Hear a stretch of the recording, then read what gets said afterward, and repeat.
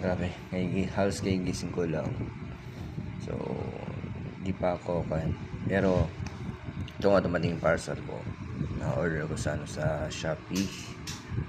Then, hindi ko na maalala kung ano pangalan ng shop. Lalagay ko na lang dito sa sa screen yung pangalan ng shop. So, diba yung order ko isang bike stand. Yan. So, diba ito siya. Nabuksan ko na siya. Although, i-slide ko na yung or pakita ko na lang dito sa video yung picture nito. So, ito, nabuksan ko na to. Nakita ko na rin yung mga items. Pero papakita ko lang din sa inyo yung mga na to. So, yun. Ganda kasi nga, ito meron siyang yan, manual. Makikita mo siyang kung siya assemble. Ito yung manual natin. Kasi itong itong dumating sa akin na item. Kasi yung salyado. Tapos ito yung mga tools. So meron pa siyang tools, oh. Yan. Meron pa siyang mga tools, yung pang-assemble, tsaka yung mga ibang parts niya din nandito sa supot. So, di ba ito siya, kasama niya itong manual. Yan. Binuksan ko na kasi kanina. Next side din kasi akong i-check. So, i-check naman natin ngayon ito mga to. Ito naman, as in talagang bakal. Ito, mabigat to. Di ko alam kung nasa ilang kilo to. I think parang may 1 kilo ata may gito. Tapos ito, mga sila alloy. Ito na yung bakal.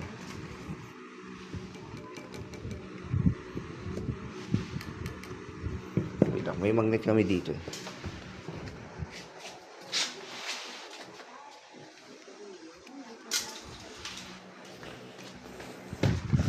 So, magnet. Ayan o.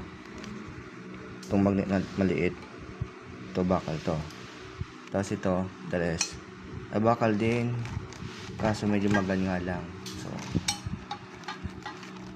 alloy siya. Yan. Pero, tingnan na lang natin sa isa. Try ko nang tuwangin yung bakal ko. Yel!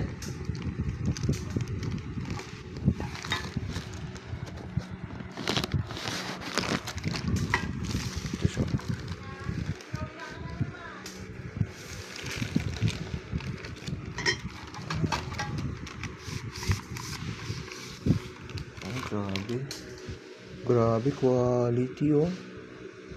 Ang ganda. Quality.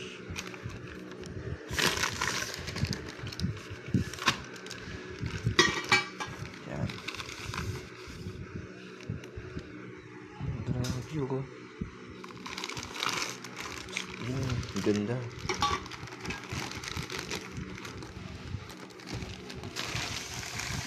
Oh.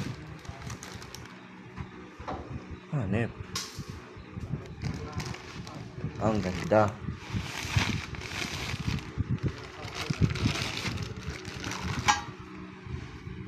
So yung presyo niya is nasa lang siya.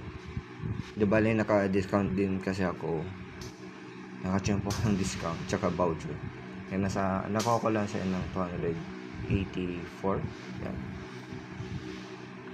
Ngayon po sa po naman gustong mag-abil nito or gustong makabili ng ganito, lalagay ko na lang po sa comment section yung link. Tapos shoutout na rin po sa sa shop na napabilhan ko. Yan, so nakalagay ko po sa screen ng aking video. Yan. So ito i-assemble ko na lang din. Papakita ko na lang din yung final looks nito after ko ma-assemble. So